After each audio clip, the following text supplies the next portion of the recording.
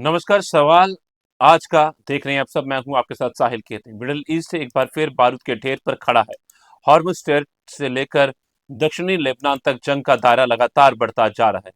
America ने दावा किया है कि उसने ईरान के रडार सिस्टम और ड्रोन क्षमताओं को निशाना बनाकर बड़ा सैन्य हमला किया है। इसके जवाब में ईरान ने कुवैत और बहरीन की और बैलिस्टिक मिसाइलें दागी।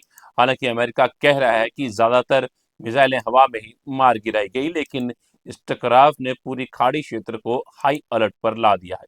उधर लेबनान में हालात और जटिल होते जा रहे हैं। इजरायली हमले जारी हैं, हजारों लोग विस्थापित हो चुके हैं और राजनीति नेतृत्व के भीतर भी खुली बयानबाजी शुरू हो गई है। लेबनान के राष्ट्रपति ने ईरान पर देश को सौदेबाजी का मैदान बनाने का आरोप लगाया, जबकि हिजबुल्लाह इसे सरेंडर एग्रीमेंट बता रहा है। ट्रंप का दावा है कि ईरान की मिसाइल ताकत सिर्फ 22% बची है, लेकिन अमेरिकी खुफिया रिपोर्ट्स इससे अलग तस्वीर दिखा रही है। सवाल ये है कि क्या मिडल ईस्ट अब एक बड़े क्षेत्रीय युद्ध की तरफ बढ़ता जा रहा है? क्या हॉर्मुज़ स्ट्रेट बंद होने का खतरा है?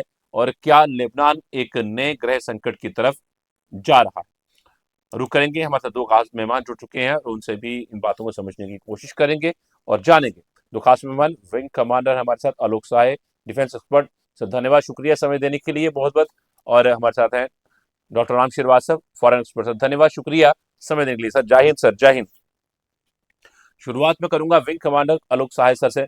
सर किस तरह देखते हैं आने वाला समय? आप अब खाड़ी देशों के अंदर क्या कोई स्थायी हल निकलता हुआ नजर आ रहा है पूरे तरीके से? साहिल जी नमस्कार। Thanks for calling me. मुझे तो हालात अच्छे नहीं लग रहे हैं। उसका कारण यह है कि बाहर से जो दिख रहा है ना, पर्दे के पीछे बहुत सारी डेवलपमेंट्स हो रही हैं जो हमें पता चल रही हैं। और धीरे धीरे अमेरिका जो है वो बहुत ही शातिर तरीके से एक नए प्लान में लग गया है। वो सबसे पहले स्ट्रेट ऑफ हॉर्मुज को खुलवाना चाहता है। तो उसने क्या किया है कि स्ट्रेट ऑफ हॉर्मुज के आसपास जितने भी कम्युनिकेशन एंड रडार सेंटर्स हैं ईरान के, उसको उन्होंने चिन्हित किया है और उस पर उसने आइसोलेटेड अटैक करके उसको ध्वस्त करना शुरू किया है। इस क्रम में काशिम आइलैंड पे और सिरिक आइलैंड, दो जगह उनका आक्रमण हुआ है। पहले काशिम पे हुआ, फिर सिरिक पे हुआ, और दोनों जगह का कम्युनिकेशन रडार नेटवर्क को ध्वस्त कर दिया गया। तो अमेरिका भी ये चाहता है कि इस क्षेत्र में स्ट्रेट ऑफ हॉर्मुज से जो भी कम्युनिकेशन नेटवर्क हो या जहाजों की गतिविधियां जिस रडारों से आप देखते हैं, वो क्षमता ईरान की इस क्षेत्र में खत्म हो जाए, ताकि इस क्षेत्र को वो अपने जहाजों से अच्छी तरह से खुलवाने के लिए आगे बढ़े। तो एक तो ये असर हो रहा है। अमेरिका भी दूसरा एक उसने ये उपाय किया है कि जो बिटकॉइंस के माध्यम से ईरान अपने फिनेंशियल चैनल्स को एक्टिवेट किए हुआ था अंडरग्राउंड नेटवर्क के द्वारा, उसको उसने बैन कर दिया गया है। जी। बैन कर दिया। अभी परसों की खबर है कि नॉर्बिटेक्स, वॉल्टेक्स एंड बिटपिन और एक और चार जो बिटकॉइंस के एक्सचेंज थे, उसको बैन कर दिया अमेरिका ने। और उस चैनल को भी अमेरिका ने खोज के निकाला है जिस चैनल से ईरान का जो कैश है वो बाहर के पेट्रो डॉलर्स में कैसे वो कन्वर्ट हो रहा था और कैसे बिटकॉइन से उसको फायदा हो रहा था। तो वो सब चैनल, अब ये अमेरिका की नीति इन सब चीजों को देख करके ये लगती है कि वो ईरान को अभी थ्रॉटल करना चाहता है, चोक करना चाहता है। अभी वो सीधे युद्ध के मूड में नहीं है। और उसका कारण यह है कि अमेरिका को जो नुकसान हुआ है, उसकी जो air defence missiles, air defence systems जो काफी ज्यादा नुकसान हुआ है, उसकी वो भरपाई करना चाहेगा अगले चरण युद्ध के पहले। तो अमेरिका अभी इस हालत में नहीं है कि वो पूरा बुरी तरह से उलझ जाए फिर ईरान से, क्योंकि वो अपने पैट्रियट एरो 3 मिसाइल्स जो काफी कम है, उसको 4 टाइम्स ज्यादा उसका प्रोडक्शन लाइन बढ़ाने का आदेश दिया गया है। इसके अलावा जो थर्ड सिस्टम है, उसके अलावा जो रीपर, आज ही खबर आई है कि रीपर ड्रोन की जो कंपनी है, उससे उन्होंने बोला है कि 9 रीपर ड्रोन उनके पास है, वो तुरंत अमेरिका खरीदेगा। तो अमेरिका अभी अपने स्टॉक पाइल की भरपाई कर रहा है, तैयारियां कर रहा है। हाँ, लेकिन तैयारी भीतर भीतर कर रहा है। अभी पूरे रूप से युद्ध में उलझना अमेरिका नहीं चाहता है। आज देखिए बहुत और भी कुछ गुप्त खबरें आई हैं, जैसे कि विटकॉफ और कुशनर जो हैं, वो अमेरिका में जहां पर न्यूक्लियर लैब है वहां का वो दौरा कर रहे हैं। वो दौरा क्यों कर रहे हैं वहां पे? क्या अमेरिका का कोई ऐसा खुफिया प्लान है कि न्यूक्लियर मटेरियल ईरान से उठा करके कैसे लाया जाए? इस पर कुछ चर्चा हो रही है। दूसरी तरफ हम देखेंगे कि ब्रैड कूपर जो है सेंटकॉम के लीडर, वो पश्चिमी देशों के दौरे पे हैं आज। तो ये गतिविधियां बता रही हैं कि कुछ ना कुछ सुलग रहा है, लेकिन अभी अमेरिका ऑल आउट अटैक करने के मूड में नहीं है, ऐसा मुझे लगता है। आइसोलेटेड अटैक्स होगा, और इस आइसोलेटेड अटैक के माध्यम से अगर ईरान रिटेलिएशन में, प्रतिक्रिया में आक्रमण करता है, तो हो सकता है ये युद्ध का रूप धारण कर ले। जी हाँ साहिल। ठीक है सर, मैं करता हूँ रुक आपका, दोबारा से मैं रुक करूंगा डॉक्टर राम श्रीवास्तव का। उनसे भी समझेंगे कि हालात अब किस तरफ और रुक कर रहे हैं। क्या वाकई में जो बातें अंदर खाने चल रही हैं सुलह की, तो वो क्या सर सही है? क्या वाकई में होने वाला है कुछ बड़ा? देखिए, विंग कमांडर साहब ने जो एनालिसिस किया है, मैं उसकी पूरी समर्थन करता हूँ कि उनका बड़ा गहरा अनुभव है। और उन्होंने जिस बारीकी से बताया है कि अमेरिका किस कारण से इस समय युद्ध के लड़ने के माहौल में नहीं है, और वो नहीं चाहता। और स्वयं ट्रम्प ने भी कहा है कि पहले तो हमने सोचा था कि हमारे सिपाहियों को, हमारी फौज को हम एनरिच यूरेनियम जो 60% है, 440 किलोग्राम का, उसको उठाकर लाने के लिए आदेश देंगे, लेकिन ये बड़ा जोखिम भरा काम है। इसका मतलब वो डर गए कि अगर उनकी सेना जमीन पर उतरेगी तो उसका बहुत विनाश होगा। लेकिन सीएनएन की जो खबर है वो और भी ज्यादा चौंकाने वाली है। उसने क्लियर कट कहा है कि ईरान ने ड्रोन के द्वारा जो विमान वाहक पोत वहां पर गेराल्ड है अमेरिका का, उसके ऊपर हमला किया, जिसमें कि आग लग गई। और उस जगह आग लगी जहां पर कि तकरीबन 600 आपके जो मरीन थे वो सब आराम कर रहे थे, और 30 घंटे उस आग को बुझाने में लगे। अगर ये बात सही है जो कि सीएनएन ने अपने स्रोतों से दी है, तो निश्चित रूप से ये बड़ी चिंता का कारण है। यही एक कारण है कि अमेरिका, ट्रम्प, ये सब डर गए और सोच रहे हैं कि ये समय उपयुक्त नहीं है ईरान से पंगा लेने का। इस बीच में ईरान हावी हो गया और उसने दबाव डालने के लिए जो हमले किए, हवाई हमले किए, एक तरह से मिसाइल के हमले किए, ड्रोन के हमले किए कुवैत पर, बहरीन पर। क्यों? कतर से तो उनका समझौता हो गया। कतर के बैंकों में जो ईरान का $6 अरब की संपत्ति थी वो उन्होंने रिलीज कर दी, तो कतर को तो उन्होंने अपने पक्ष में ले लिया। इस समय जो समस्या आ रही है वो सबसे बड़ी समस्या हार्मूज की खाड़ी को खोलने का, और वो खाड़ी का समस्या निदान जल्दी होने का कोई अंदेशा नजर नहीं आता। हाँ, भारत ने जरूर एक रास्ता निकाल लिया है। भारत ने 2 कदम उठाए हैं। पहला कदम, सऊदी अरब इमीरात से जितना भी तेल खरीदना है एडवांस में उसको पेमेंट कर दिया, और ये कह दिया कि आपके हैं अंडार, इसका भंडार करके रखिए, हमको जब आवश्यकता होगी हम ले जाएंगे। दूसरा जो समझौता किया है ओमान से किया है। अब भारत का जो उत्पादन होता है इंडस्ट्रीज का, उद्योग धंधे का, जिसके ऊपर हमारी विदेशी मुद्रा जो है आधारित थी खाड़ी के देशों में, उसके लिए उन्होंने नया रास्ता निकाल लिया। अब हम हार्मोज की खाड़ी पार करके फारस की खाड़ी में जाएंगे ही नहीं। हम तो ओमान से सीधा और सीधा, कहा, सब जमीन के रास्ते से खाड़ी के देशों को अपना व्यापार कर रहे हैं। इसलिए कि भविष्य में निश्चित रूप से ये और लंबा मुद्दा चलेगा, क्यों? अमेरिका अपनी फौज उतारेगा नहीं, ईरान जो है उसको तंग करने से बाज नहीं आएगा। उसका तंग करने का जो कंडीशंस है वो क्या है? हिजबुल्ला। अब हिजबुल्ला की जो स्थिति है आज की तारीख में बड़ी नाजुक हो गई है। स्वयं लेबनान की सरकार नहीं चाहती हिजबुल्ला का अस्तित्व वहां रहे, और यही एक कारण है युद्ध विराम जो हुआ है हिजबुल्ला और के साथ नहीं हुआ है, वो लेबनान की सरकार और इजराइल के साथ हुआ है। और उन्होंने अब आदेश दे दिया है कि जो लोग दक्षिणी लेबनान से उत्तरी लेबनान में आए हैं, करीब करीब 2.3 मिलियन पॉपुलेशन, वो अब इस समय लौटकर साउथ में अपने घरों को ना जाए। ये आज की ताजा खबर है। क्यों ना जाए? इसलिए कि वहां घर घर जगह जगह आईडीएफ के जवान हिजबुल्ला के अवशेषों को ढूंढ रहे हैं। लेकिन हिजबुल्ला भी कम खुदा नहीं है, वो भी मौका पाकर अपनी मिसाइलें और ड्रोन जो है इसराइल के ऊपर छोड़ रहा है। अब ये कब तक चलेगा, कैसा चलेगा? ये सिर्फ एक पावर गेम है, एक दूसरे पर ताकत आजमाने का मायदा है। लेकिन इसराइल अपना उद्देश्य पूरा कर लेगा ऐसा लगता है, क्योंकि इसराइल ने बड़ी चतुरता से ईरान और अमेरिका को आपस में वार्ता के जाल में फंसा दिया है, और स्वयं जो है दक्षिण लेबनान का विस्तार करके अपने कब्जे में करके उस जगह को कभी खाली नहीं करेगा और ग्रेटर इजराइल बनाएगा। ये मुझे नजर आ रहा है। अब भविष्य में क्या होगा ये हम और आप देखेंगे। ठीक है सर, मैं करता हूँ रुक आपका दोबारा से मैं रुक लूंगा विंग कमांडर आलोक सहाय सर का। सर, लेबनान में ईरान और हिजबुल्लाह की भूमिका को दुनिया किस नजरिए से देख रही है आज के दौर में? साहिल जी देखिए, लेबनान का जो इशू है वहां पर मेन झगड़ा जो है वो इस बात का है कि वहां पर हिजबुल्लाह ने अपनी पैरेलल आर्मी बना ली है और वो लेबनान की आर्मी से भी ज्यादा शक्तिशाली है। तो वहां पर लेबनान शासन के ज्यादा इनका ऊपर चलता नहीं है हिजबुल्लाह के ऊपर में। तो झड़प जो है ये दशकों से चल रहा है, काफी पहले से इस झगड़े का मुद्दा ये रहा है।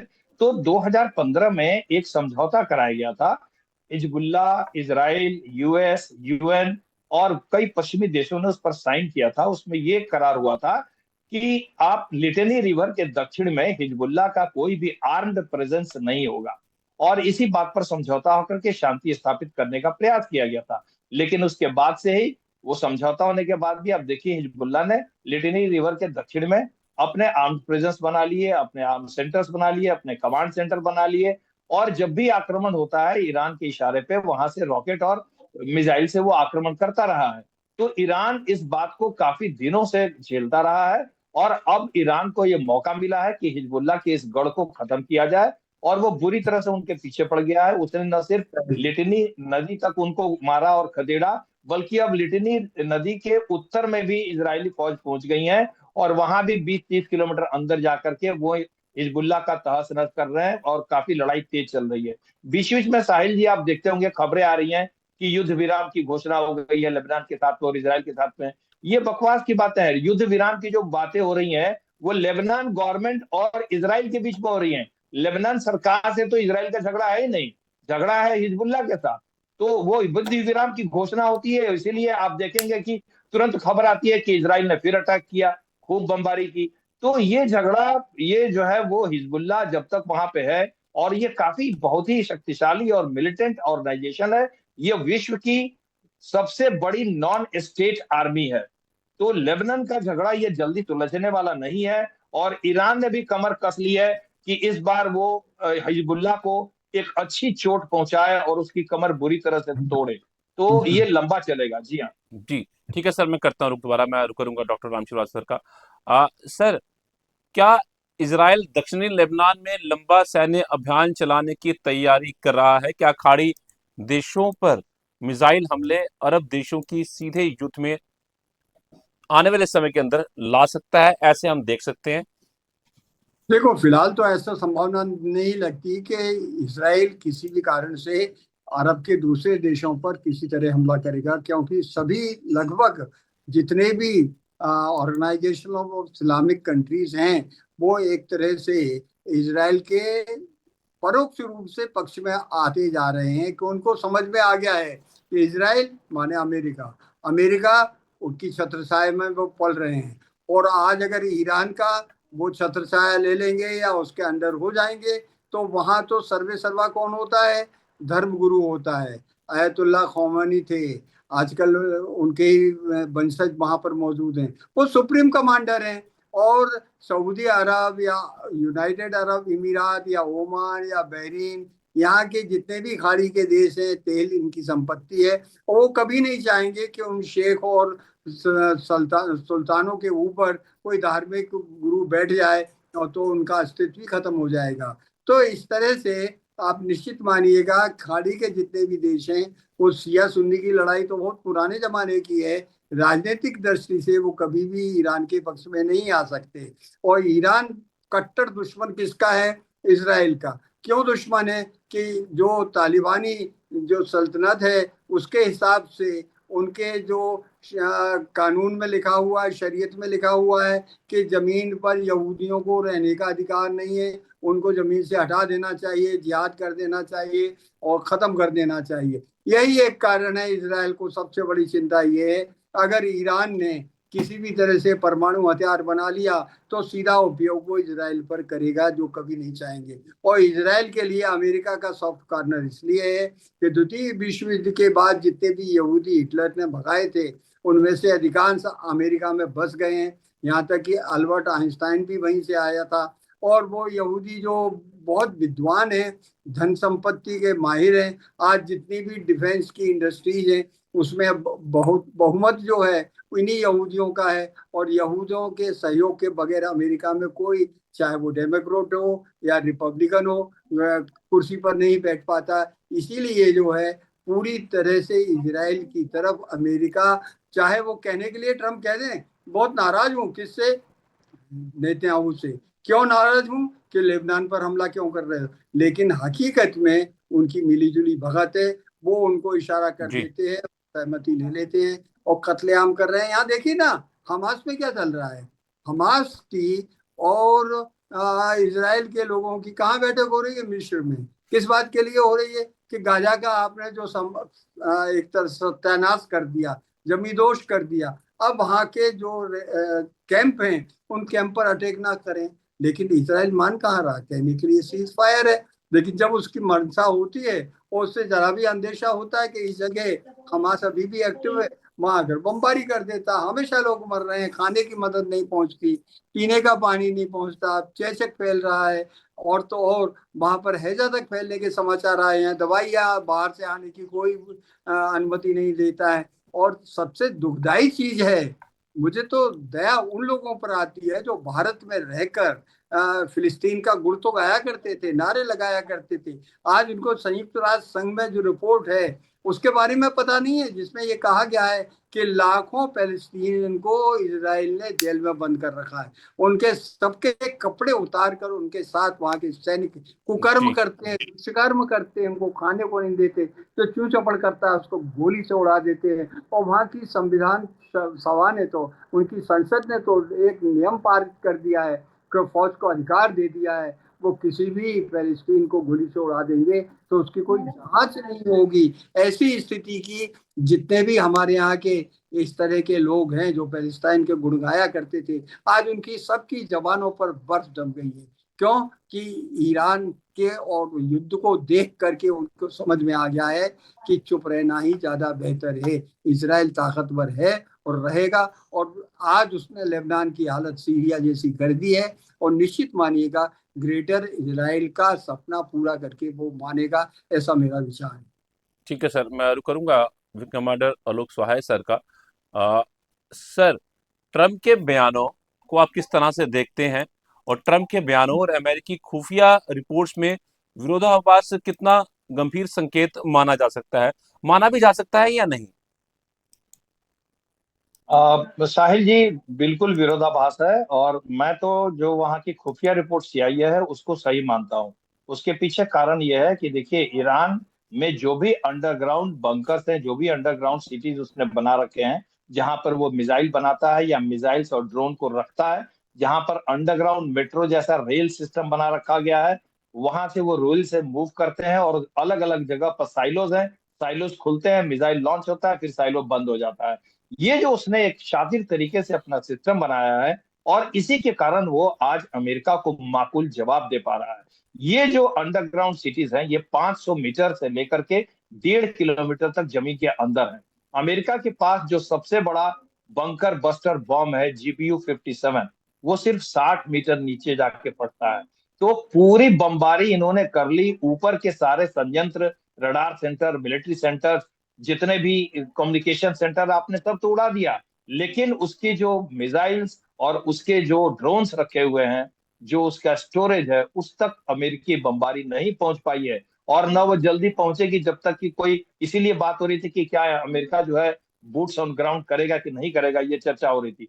तो ईरान के पास रिटेलिएटरी अटैक करने की क्षमता अभी भी काफी ज्यादा है। और ऐसी एक उम्मीद की जाती है कि 60 से 70% उसके पास मिसाइल्स और ड्रोन्स अभी भी हैं, और वो काफी तबाही मचा सकता है। और यही कारण है कि अमेरिका की हिम्मत नहीं हो रही है कि खुल करके वो अंदर जाके उनके ऊपर आक्रमण करे। देखिए साहिल जी, मैं कहना चाहता हूं, अब ईरान ने गलती कहाँ की, ये मैं बताना चाहता हूँ। ईरान इस मौके पर विश्व का एक सुपर पावर बन के उभर सकता था, क्योंकि इतिहास में पहली बार एक इतने बदमाश देश को, अमेरिका को, किसी ने बढ़िया से चपत मारा था, तो ईरान ने मारा है। ईरान ने दिखा दिया, बहुत बड़ी नाक कटी है अमेरिका की, इसमें कोई शक नहीं है। क्या इस युद्ध के पहले कोई सोच सकता था कि अमेरिका से सीधा उलझने के बावजूद वो अमेरिका को इतना परेशान कोई देश कर सकता है विश्व में? नहीं।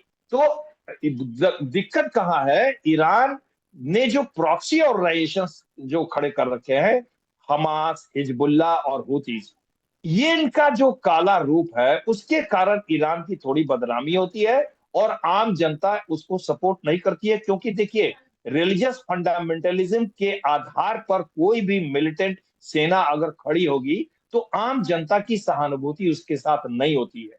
इसीलिए आप देखिएगा कि भारतीय जनता में भी उसके आम सहानुभूति नहीं है, क्योंकि पीओके में भी ये हिजबुल्लाह और हमास के लीडर देखे गए थे पिछले साल। तो आप एक बार मिलिटेंट ऑर्गेनाइजेशन आप खड़ा कर लेते हैं, फिर आप उसको कंट्रोल नहीं कर सकते हैं। पाकिस्तान इसका सबसे बड़ा उदाहरण है। पाकिस्तान ने तालिबान खड़ा किया और आज वही तहरीके तालिबान पाकिस्तान उसको गले के फांस बना हुआ है। पाकिस्तान ने जितने मिलिटेंट ऑर्गेनाइजेशन खड़े किए, आज देखिए पाकिस्तान उन्हीं से भुगत रहा है। तो मिलिटेंट ऑर्गेनाइजेशन खड़े करने की जरूरत नहीं थी। ईरान खुद ही इतना ताकतवर है, उसने जम के जवाब दिया है अमेरिका को। पूरे विश्व में उसकी सराहना हो रही है कि पहला एक देश है जिसने अमेरिका को चपत मारी है। तो ईरान को थोड़ा सा अपना स्वरूप बदलना पड़ेगा अगर उसको अपना इमेज विश्व में खड़ा करना है और एक विश्व शक्ति के रूप में उभर कर सामने आना है। तो जी हाँ साहिल जी। ठीक है सर। डॉक्टर रामचंद्र सर, क्या अमेरिका ईरान बैक चैनल बातचीत अब भी किसी समझौतों की संभावना बचाए हुए है, या ये यूं ही चलता रहेगा और छुटपुट घटनाएं हम देखते रहेंगे और पूरे तरीके से कोई हल जो है दोनों देश निकाल ही नहीं पाएंगे? देखिए, अगर सामरिक दृष्टि से देखा जाए और शस्त्रों के हिसाब से देखा जाए, टेक्नोलॉजी के हिसाब से देखा जाए, वार टेक्नोलॉजी के हिसाब से देखा जाए, तो ईरान अगर अमेरिका से पंगा ले रहा है तो सिर्फ ग्राउंड के बलबूते पर कर रहा है। रहा सवाल उसकी मिसाइल्स में इतनी दम नहीं है। लेकिन एक चीज कभी नहीं भूलना चाहिए हमको, द्वितीय विश्व युद्ध में जिस समय पर्ल हार्बर पर जापान के सुसाइडल बॉम्ब्स गिरे थे, उन्होंने हवाई जहाजों ने हमला किया था, उसका रिटेलिएशन क्या हुआ था? उसका रिटेलिएशन हुआ था हिरोशिमा नागासाकी में। और आज की तारीख में अमेरिका ने वो न्यूक्लियर ड्रिल भी अपने यहाँ चालू कर दिए हैं, ऐसे समाचार मिल रहे हैं। इसका मतलब ये है कि अगर अमेरिका की सच में नाक कटने वाली होगी तो वो न्यूक्लियर बॉम्ब का इस्तेमाल किसी ना किसी रूप में करेगा, चाहे वो डर्टी बॉम्ब्स के रूप में करे या इस तरह का कोई केमिकल वेपन या बायोलॉजिकल वेपन्स का उपयोग करे, जिससे कि अंततोगत्वा ईरान को तो हार मानना ही पड़ेगी अगर ये लंबा युद्ध चला। इससे बेहतर ये है कि इस बीच में समय का उपयोग करके ईरान को अपने देश की जनता के हित में और राष्ट्र के हित में उसकी जो सांसारिक विरासत है उसको बचाए रखने के लिए ये आवश्यक है कि संयुक्त राष्ट्र संघ या दूसरे जो समझदार देश हैं, बुद्धिमान देश हैं, उनके मदद लेकर बीच में जल्दी से जल्दी समझौता कर ले। अगर वो समझौता नहीं करेगा तो इसकी भारी कीमत चुकाना पड़ेगी, ये बात अपनी जगह सुनिश्चित है, ऐसा मेरा विचार है।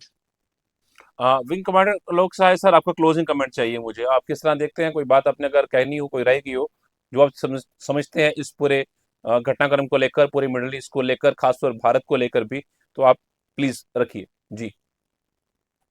हाँ साहिल जी, मैं यही कहना चाहता हूँ कि जो हमारे श्रीवास्तव साहब ने बोला है बिल्कुल सही कहा है कि ईरान को थोड़ा देखना पड़ेगा। क्योंकि देखिए, मैं मानता हूँ कि ईरान के पास मारक क्षमता पूरी उसकी बची हुई है, क्योंकि उसने इतनी अच्छी प्लानिंग करके रखी थी। लेकिन वो क्या कर पाएगा? क्या अमेरिका को तबाह कर पाएगा? अमेरिका तक वहां नहीं पहुंच सकते। वो लॉन्ग रेंज के मिसाइल्स में मदद मांग रहा है रूस से और चीन से, वो कि नहीं देने वाले हैं वो, क्योंकि फिर अमेरिका लॉन्ग रेंज की मिसाइल देना शुरू कर देगा यूक्रेन को, ईरान रूस के खिलाफ। तो वो जब नहीं होगा तो ईरान तो अमेरिका को तबाह नहीं कर पाएगा। अमेरिका अगर अगला चरण युद्ध का होता है तो बहुत ही भयानक होगा। ठीक है, वो सारे मिडिल ईस्ट को तबाह कर देगा ईरान, लेकिन ईरान भी तो खत्म हो जाएगा ना। और उसके लिए न्यूक्लियर बॉम्ब चलाने की जरूरत नहीं है। उनके पास ऐसे बॉम्ब हैं, जैसे मदर ऑफ ऑल बॉम्ब एक है उसके पास, जो 1 किलोमीटर के आसपास की पूरी पहाड़ियां, पूरे स्ट्रक्चर सारे क्रैक हो जाते हैं। जैसे फादर ऑफ ऑल बॉम्ब रूस के पास है, उससे भी बड़ा और उससे थोड़ा छोटा है mother of all bombs America के पास। तो अमेरिका ने अभी बहुत सारे बमों का इस्तेमाल नहीं किया है, क्योंकि अमेरिका ये दिखलाना चाहता था कि वो ईरानी जनता के लिए लड़ रहा है और सत्ता परिवर्तन के लिए लड़ रहा है। जिस दिन अमेरिका ये मिथ से बाहर आ जाएगा और कहेगा, अगर उसको खुले युद्ध कर की बात आ जाएगी, तो ईरान की बहुत बड़ी बर्बादी होगी। ठीक है, ईरान मिडिल ईस्ट के कई देशों को बर्बाद कर देगा, मिडिल ईस्ट बर्बाद होगा, विश्व अर्थव्यवस्था तबाह हो जाएगी, लेकिन ईरान खत्म हो जाएगा, अमेरिका खत्म नहीं होगा। जी हाँ। ठीक है sir. Doctor Ram Srivastava sir, आपका भी क्लोजिंग कमेंट सर। देखिए, परिस्थिति जितनी भी है, उस पूरे माहौल में अगर एकमात्र उम्मीद दिखती है तो भारत की जो कूटनीतिक पहल है वो महत्वपूर्ण है। जयशंकर जो हैं हमारे, देखिए प्रधानमंत्री भी अभी रूस भी जाने वाले हैं, चाइना के भी लोग हमारे संपर्क में हैं, इसराइल के प्रधानमंत्री से तो हमारे प्रधानमंत्री की अक्सर बात होती रहती है। यहाँ बचकाना हरकतें ट्रंप की जो है इस पूरे माहौल को बिगाड़ने में काम कर रही हैं। अगर वो कुछ समय के लिए चुप हो जाएं और ये शांति वार्ता चलने दें तो इस समस्या का हल हो जाएगा। लेकिन ट्रम्प को तो ऐसा लगता है किसी कीड़े ने काट रखा है, जो कि उनको मीनिया बना रखा है। आज शाम को कुछ स्टेटमेंट देते हैं और नींद खुलने के बाद सुबह उठकर कुछ दूसरा स्टेटमेंट देते हैं। ये अंतर्राष्ट्रीय राजनीति का एक बहुत काला पहलू है। इतने बड़े देश का इतना बड़ा राष्ट्रपति अगर अपनी स्टेटमेंट में बचकानी बातें करेगा तो निश्चित रूप से राजनीतिक दृष्टि से अस्थिरता होगी। और मेरे विचार में आज जो कुछ भी समस्या ईरान और अरब के देशों की है, उसके लिए अगर कोई एक व्यक्ति जिम्मेदार है तो वो ट्रंप जिम्मेदार है। और जब तक ईश्वर उनको सद्बुद्धि नहीं देगा तब तक ये परेशानियां चलती रहेगी। ठीक साहिब है। जी। ठीक है सर, आप दोनों का बहुत धन्यवाद हमारे साथ जुड़ने के लिए। विंग कमांडर लोक सहाय सर, आपका धन्यवाद, शुक्रिया समय देने के लिए। और डॉक्टर राम श्रीवास्तव सर, आपका भी बहुत धन्यवाद, शुक्रिया हमें समय देने के लिए। तो मिडल ईस्ट की जंग अब सिर्फ इसराइल और ईरान तक सीमित नहीं दिखाई दे रही। Hormuz strait, Lebanon, Kuwait, Bahrain और खाड़ी क्षेत्र के कई देश सीधे तनाव की चपेट में आ चुके हैं। एक तरफ अमेरिका अपनी सैन्य ताकत का प्रदर्शन कर रहा है, दूसरी तरफ ईरान जवाबी हमलों से पीछे हटने को तैयार नहीं दिख रहा। लेबनान के भीतर बढ़ती राजनीतिक दरारें हालात को और खतरनाक बना रही हैं। सवाल सिर्फ युद्ध का नहीं, बल्कि पूरे क्षेत्र की स्थिरता, वैश्विक तेल सप्लाई और आने वाले भू राजनीतिक संतुलन का है। फिलहाल दुनिया की नजरें मिडल ईस्ट पर टिकी हैं। सवाल आज का में इतना ही। मुझे दीजिए इजाजत। नमस्कार।